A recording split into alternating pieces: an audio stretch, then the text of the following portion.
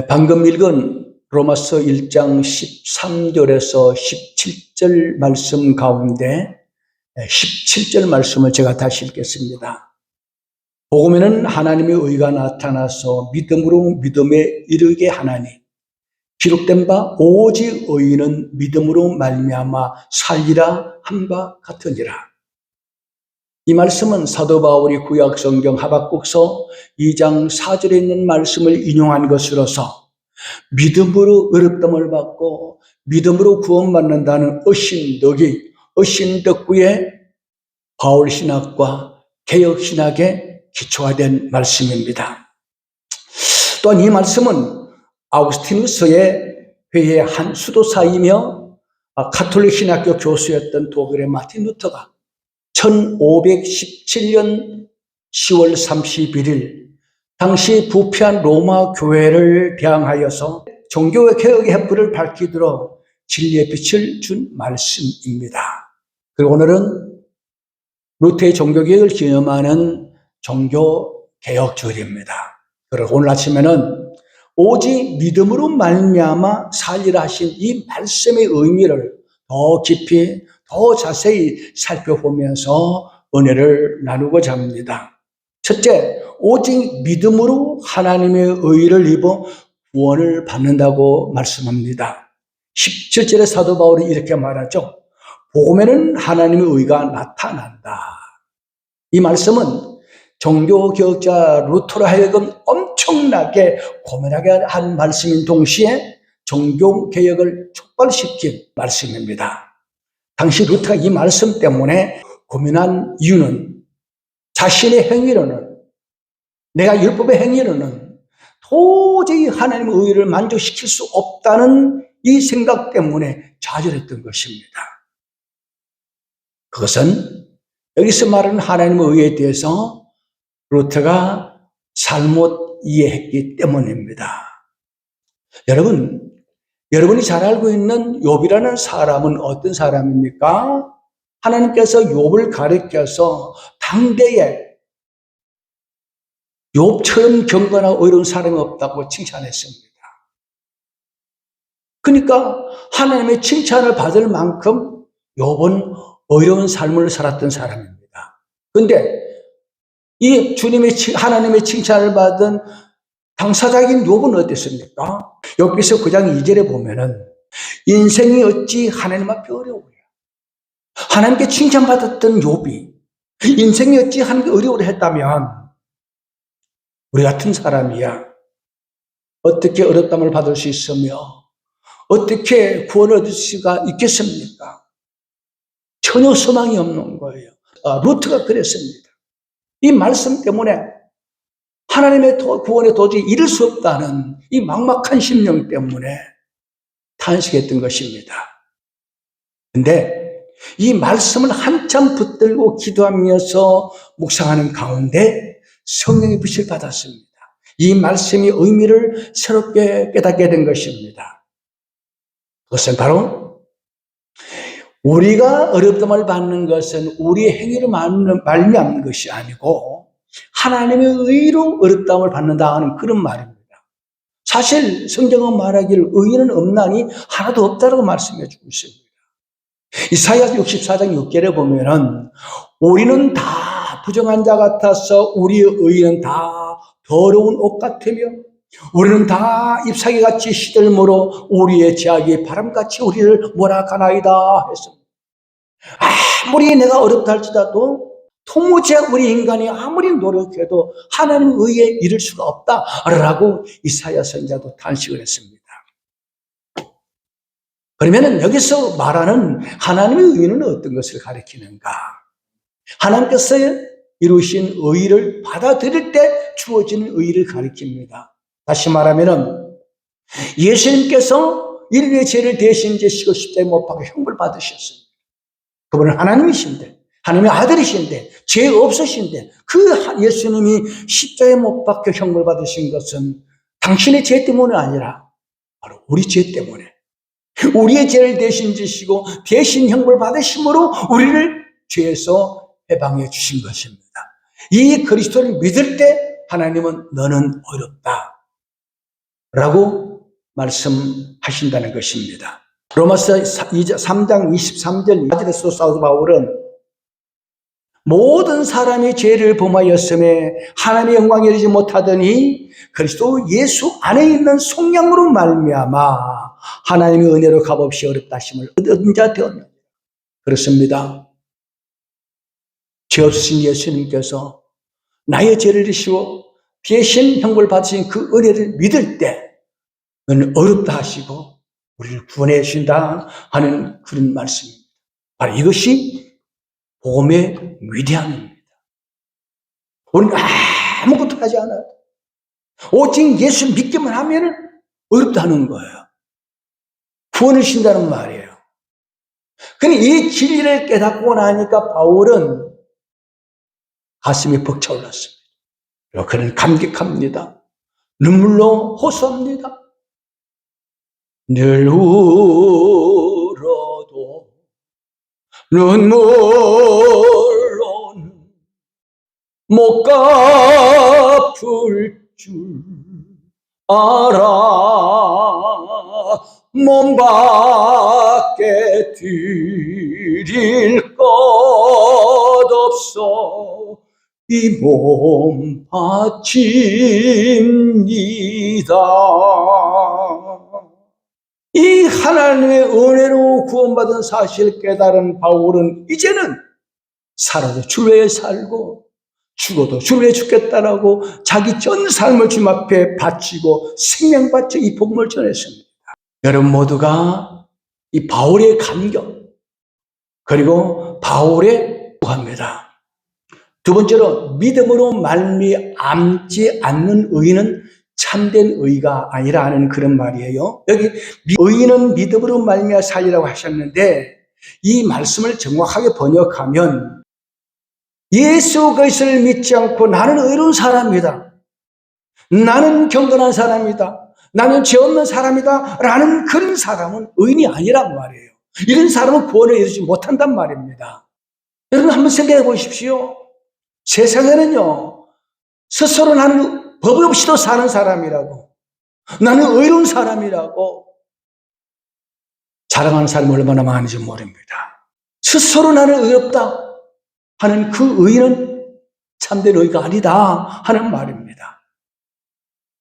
여러분, 예수님께서 이런 양과 이런 드라크마의 비유에 통해서 말씀하시기를 천국에서는 회개할 것이 없는 의인 99사람보다 자기 죄를 회개하는 한 사람을 더 기뻐하신다 그랬거든요. 그럼 회개할 것 없는 의인이라는 어떤 말입니까? 나는 죄 없다. 나는 회개할 것이 없다 라고 생각하는 사람은 의인이 아니라는 거예요. 당자처럼 회개하고 돌아와서 아버지의 긍휼을 구하는 이런 사람이 의인이요. 이런 사람에게 구원이 있다 하는 그런 말씀입니다. 요한일서 1장 8절과 10절에 보면은 만일 우리가 죄가 없다고 말하면 스스로 속이고 또 진리가 우리 속에 있지 아니하니라 그랬습니다. 또 만일 우리가 범죄하지 아니하였다면 하나님을 거짓말하는 자로 만든다 그랬습니다. 하나님은 너는 죄인이다 그러는데 아닙니다. 난 죄 없다 그러면 우리를 죄인이라고 말씀하신 하나님을 거짓말하는 자로 여긴다 이 말이에요. 내가 어렵다고 해서 의인입니까? 아닙니다. 스스로 어렵다고 하는 사람은 내가 얼마나 타락한 인간인가를 나타내고 있습니다. 요한복음 8장에 보면은 아주 스스로 어렵다고 생각했던 바리새인들과 서기관들이 가늠하다가 현장에 잡힌 여인을 끌고 예수님 가서 고발합니다. 그들 손에는 돌이 들려 있습니다. 율법에 가늠하다가 현장에 잡힌 사람은 돌로 쳐 죽이라 그랬거든요. 우리는 당연히 이 여인을 정죄하고 고발하고 죽일 수 있는 자격이 있다고 생각했던 거예요. 근데 예수께서 그들 향하여 말씀하시기를 너희 가운데 죄 없는 자가 먼저 이 여인을 향하여 돌로 치라. 어땠습니까? 그들 모두가 양심의 가책을 느끼고 돌을 버리고 떠났다 그랬습니다. 나는 의로운 사람이요 저 죄인을 처벌할 자격이 있다고 생각했던 바리새인들이 하나님의 말씀을 듣는 순간, 성령의 빛이 그들 비치는 순간 그들을 감췄던 죄가 다 드러나요. 이렇게 완악하고 교만하기 이를 데 없는 바리새인들도 주님 앞에 설 때는 양심의 가책을 느꼈는데 하물며 우리겠습니까? 로마서 3장 10절 12절에 바울이 이렇게 말합니다. 기록된 바 의인은 없나니 하나도 없으며 깨닫는 자도 없고 하나님을 찾는 자도 없고 다 치우쳐 함께 무익하게 되고 선을 행하는 자가 없나니 하나도 없다. 사람이 보기에는 내가 생각하기에는 난 죄 없는 사람이다.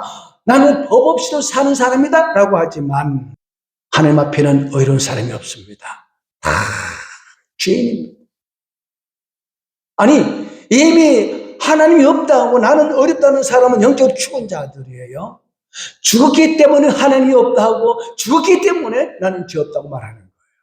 그러므로 바울이 전에는 나는 당대에 가장 의로운 사람이고 나는 경건한 사람을 자랑했는데 구약 성경 하박국서를 읽다가 의인은 없나니 오직 나의 의인은 믿음으로 살리라는 이 말씀을 듣는 순간 그는 사람이 자기 의로 구원받는 것이 아니고 하나님의 주시는 그저 주시는 의로 말미암아 구원받은 사실을 깨닫고 그는 자기 남은 생을 주께 바쳤습니다. 범죄한 죄인이 사는 길이 여기 있습니다. 스스로 어렵다 하는 사람이 구원받을 길이 여기 있습니다. 이 말씀은 단순한 것 같지만 이 사실을 깨닫기 전까지 바울은 엄청난 착오를 범했습니다. 엄청난 죄를 범했습니다. 여러분 사도 바울이 예수를 만나기 전까지 어땠습니까? 나는 율법에 흠이 없는 사람이다. 나는 의인이다. 그래서 십자가에 못 죽으신 예수님은 자기의 죄 때문에 하나님의 저주를 받아 죽었다. 그 예수를 믿는 모든 성도들은 죄인들이다. 이 땅에 존재할 가치가 없는 다 쓸어버려야 된다. 라고 생각했던 그런 사람이 아닙니까? 그래서 나는 의로운 사람이라고 안장을 차고 예수 믿는 사람을 잡아 옥에 가둔 일에 혈안이 되었던 사람입니다. 그러던 그가 부활하신 예수를 만나고 성령의 빛을 받고 나서 자신의 죄를 깨닫게 되고 어렵다는 환장을 벗어버립니다. 그리고 오직 십자가에 못 오신 예수 그리스도만 자랑하겠노라고 일평생 복음을 위해서 헌신했던 삶을 살았던 것을 볼 수가 있습니다. 하나님은 의인을 구원하기 위해서 오신 분이 아니고 죄인을 구원하기 위해서 오신 분입니다. 나는 어렵다는 사람을 구원하시지 않고 세리처럼 나는 죄인입니다. 가슴 치며 통곡하며 회개하는 사람을 구원하기 위해서 오셨단 말이에요. 그래서 바울이 이 진리를 깨닫고 로마서 8장 1절 2절에 이렇게 말합니다.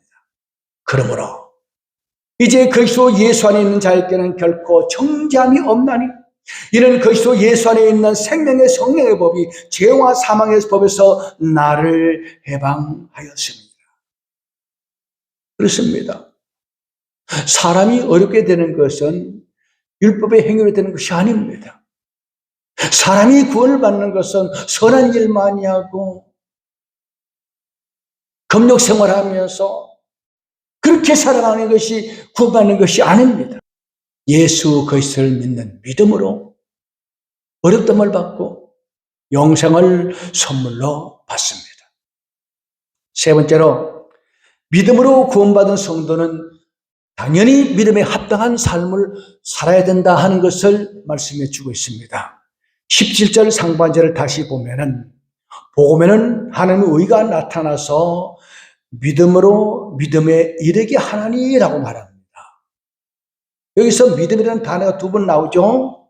그 가운데 앞에 있는 믿음은 예수 그리스도를 구주로 고백하는 믿음을 가리키고 그 다음에 뒤에 나온 믿음에 이르게 하는 믿음이란 믿음으로 구원받은 성도들이 추구해야 될 삶의 자세를 가리킵니다. 다시 말하면 복음에 합당한 삶을 살아야 한다는 것을 말씀해 주고 있습니다. 빌립보서 1장 27절에 보면 사도 바울은 말하기를 오직 너희는 그리스도의 복음에 합당하게 생활하라. 예수 그리스도의 복음을 믿음으로 구원받았으니 또한 믿음으로 살라는 말이에요. 믿음으로 산다니 뭡니까? 주의 말씀 따라 살고 열매 맺는 삶을 가르쳐서 믿음으로 사는 삶, 믿음에 합당한 삶을 사는 것입니다. 그러니까 복음에 합당한 삶이란 예수 그리스도의 복음을 듣고 믿음으로 값없이 받았으니 하나님의 자녀가 되었으니 이제는 열매를 맺으라는 거죠. 그 열매 가운데 가장 중요한 게 뭡니까? 복음의 열매입니다. 복음의 빛을 갚는 것입니다.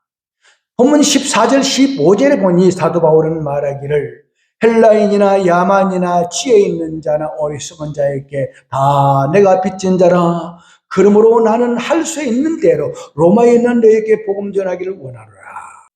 이 바울이 이 말을 하는 것은 자기가 어렵다고 생각하다가 예수를 만나고 우리 인간이 의로 구원받지 못하고 오직 예수를 믿는 믿음으로 구원받는다는 이 사실을 깨닫고 그 마음에 두 가지 생각이 떠올랐습니다. 첫째는 과거 자신이 그랬던 것처럼 아직도 율법의 행위를 얼땀을 받고 하나님의 구원이 이른다는 자기 동족들이 생각난 거예요. 그런가 하면은 이 복음을 듣지 못하고 믿지 못하는 이방인들이 생각이 났습니다. 그리고 그들은 모두가 하나님의 준엄한 심판을 받을 자라는 사실을 깨닫게 된 거죠. 그래서 사도 바울은 그 무거운 짐이 실려왔습니다. 나는 이 복음 전하라고 하나님 나를 먼저 구원하셨구나. 내가 이 땅에 사는 동안에는 이 복음 빛을 갚아야 된다. 채무의식에 그의 영혼을 막 진들러 왔습니다. 여러분, 남에게 빚을 지면 반드시 갚아야 될 책무가 있습니다. 우리가 값없이 믿음으로 어렵다를 받았기 때문에 이 복음을 전할 책임이 있다는 말이에요. 이것이 믿음에서 믿음에 이르는 복음에 합당한 삶을 가리킵니다. 그리고 이 복음은 주님의 지상명령입니다. 땅끝까지 이르러 내 정인이 되라. 너희는 가서 천하 만민에게 복음을 전하라고. 아버지께서 나를 보내신 같이 나도 너희를 보내라고. 하나님의 마지막 남긴 유언과 같은 지상명령입니다. 그러므로 이 복음을 듣지 않으면 그 죄 가운데 멸망받는 거죠. 그러니까 자기처럼 복음을 알지 못하고 진리를 깨닫지 못하고 멸망받을 사람들을 생각하니까 저들에게 복음을 전해서 저들을 살려야 된다는 그 책임과 채무의식이 사도 바울의 마음을 사로잡았던 거예요. 그래서 사도 바울은 숱한 박해를 받으면서 헐벗고 굶주리고 메마르고 감옥에 갇히는 그런 고통을 당하면서도 바울은 끊임없이 복음을 전했습니다. 15절에 보니까 그러므로 나는 할 수 있는 대로 로마에 있는 너에게도 복음 전하기를 원하노라. 결국 로마 가서 순교당했습니다. 또 16절을 보니까 내가 복음을 부끄러워하지 아니하노니 이 복음은 모든 믿는 자에게 구원을 주시는 하나님의 능력이 됩니다. 먼저 유대인에게요 그리고 헬라인에게로다. 믿음으로 어렵담 받은 사람은 마땅히 복음 전할 책임이 있다는 거예요. 루터도 이 말씀을 읽다가 진리를 깨달았잖아요. 저는 인간이 율법을 행하고 선한 일을 많이 행함으로 어렵다움을 받고 구원받는다고 생각했는데 그래도 아무리 열심히 노력해도 구원이 확신이 없고 답답했는데 이 말씀을 깨닫고 나서 사람이 어렵게 되고 구원받는 것은 예수 믿는 믿음뿐이구나. 그 순간 루터도 채무의식을 느껴야 됩니다. 지금 가톨릭 신자들 저들은 자기 선한 행위를 구원받는다고 생각하니까 그거 다 지옥 간단 말이에요. 그때 당시 로마 교회 천주교가 어떻게 타락했는가 하면은 사람이 선을 많이 행하여 자신의 선한 행위로 죄를 탕감받는다는 거예요. 심지어 그때 바티칸 성전을 건축하면서 그 비용을 충당하기 위해서 어떻게 했는가 하면은 너희들이 죄 용서를 받기 원한다면 면죄부를 사라는 거예요. 돈 주고 면죄부를 사서 목에 걸고 다니면 그 사람은 어려운 사람이에요. 심지어 믿지 않고 죽은 조상들이 천주교는 사람이 죽으면 바로 지옥이나 천국 가는 것이 아니고 중간지대인 연옥에 머물러 있다 그럽니다. 그런데 믿지 않고 죽은 조상들도 연옥에 머물러 있는 거예요. 그들이 좀 지옥 갑니다. 그런데 땅에 있는 자식들이 부모의 이름으로 헌금을 하면은 그 공로로 부모가 재산받고 천국으로 옮겨간다. 그리 가르쳤습니다. 여기에 루트가 격분한 겁니다. 죽은 자에게 어떻게 구원이 기회가 있습니까? 죽으면 끝이에요. 그러니까 로마 교회에서 말하는 그 모든 진리가 사기예요. 사기꾼들이에요. 그리고 우리가 죄를 범하면은 어떡합니까? 주님 앞에 예수 이름으로 회개하죠. 예수님, 나는 잘못했습니다. 용서해 주시오라 하면 용서해 주십니다. 근데 천주교, 가톨릭에서는 죄를 지으면은 신부에 가서 고해성사를 합니다. 신부가 어떻게 죄를 탕감받는가를 그 비율을 정해 줍니다. 그 죄의 무게에 따라서. 어떻게 정해주는가? 아주 가벼운 죄는 성모경을 아니면 100번 암송하라. 그럼 네 죄가 용서된다는 거예요. 또 많은 죄를 범하면은 큰 금액의 헌금을 하라. 사기입니다. 심지어 마리아가 죄를 용서하는 권세가 있다. 그렇게 가르칩니다. 바로 여기에 루터가 오직 의인은 믿음으로 말미암아 살리라는 이 말씀 붙들고 종교개혁의 횃불을 비춰든 거죠. 근데 이 종교개혁 95개 조항 가운데 3대 원칙이 있습니다. 첫째, 사람이 구원을 받는 것은 율법의 준수나 선행이 아니라 오직 십자가에 못 죽으신 예수 그리스도를 믿는 믿음으로 구원받는다. 둘째, 성경만이 신앙과 행위의 표준이요. 성경은 하나님 말씀입니다. 왜냐하면 천주교에서는 성경의 말씀보다 교황의 말씀 위에 있는 겁니다. 성경이 뭐라고 말했든지 교황께서 이렇게 말씀하셨다 그러면 성경을 덮어야 돼요. 그러나 우리는 어떡합니까? 사람이 무슨 말을 하든지 하나님께서 이렇게 말씀하셨다 그러면 우리 말을 다 취소시켜야 돼요. 성경이 모든 신앙의 표준이고 성경은 하나님의 말씀이기 때문입니다. 세 번째는 죄인이 용서받고 어렵게 되는 것은 오직 하나님 앞에 나가서 자복하고 해야 된다. 이것이 루터가 종교개혁을 횃불을 들면서 밝힌 95개 조항 가운데 핵심 내용이 이 세 가지 진리입니다. 당시 로마 교회가 바티칸 성전 건축을 위해서 엄청난 면죄부를 팔아서 돈을 거두어들이는데 루터가 저거는 사기다라고 종교개혁 횃불을 드니까 로마 교회가 가만히 있겠습니까? 이 루터를 잡아 죽이기 위해 혈안이 되 그때 루터는 뭐라고 말하는가 하면은 바티칸 성전의 모든 기와장이 마귀가 되어서 나를 공격한다 할지라도 나는 두려워하지 않는다. 이 로마 교회 성도들이 아무리 열심히 신앙생활을 구원받지 못하는 이유가 그건 성경이 없는 거예요. 평신도들은 성경이 없습니다. 지금은 그렇지 않습니다만.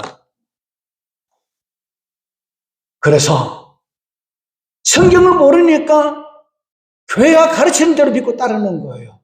그것도 진리가 아닌 거짓을. 그래서 루터가 독일 사람이기 때문에 제일 먼저 원래 초대교회 성경은 라틴어로 번역이 되어 있습니다. 그걸 먼저 바울이 독일어로 번역을 합니다. 그래서 독일을 번역한 성경을 독일 온 나라에 반포했습니다. 이때 진리를 접하지 못하던 모든 평신도들이 성경을 통해서 진리를 깨달은 거예요. 이 종교개혁의 불길이 온 세계를 퍼져가서 오늘 우리에게도 참된 진리를 듣게 되었고 믿음으로 구원을 받게 되었습니다. 말씀을 마치겠습니다. 우리는 다 죄인으로 태어났습니다. 우리 행위는 절대 구원받지 못합니다. 오직 십자가에 못 주신 예수 그리스도를 믿음으로 제사함받고 영생을 선물로 받았습니다. 공짜로 받았지만 이 구원받은 성도들에게는 책임이 있단 말이에요. 그 책임이 뭐냐? 복음의 빛을 갚아라. 복음의 빛인 자입니다. 그럼 우리는 사도 바울처럼 루터처럼 모든 사람이 이 복음을 두고 구원받도록 복음의 빛을 갚기 위해서 열심히 복음을 전해야 됩니다. 그래야 믿음으로 구원받는 이 진리를 모든 사람이 듣고 구원받아서 이 땅에 구원받는 수가 날로 되어가도록 열심히 기도하고 또한 열심히 전도하는 저와 여러분 되시기를 주의 이름으로 축복합니다.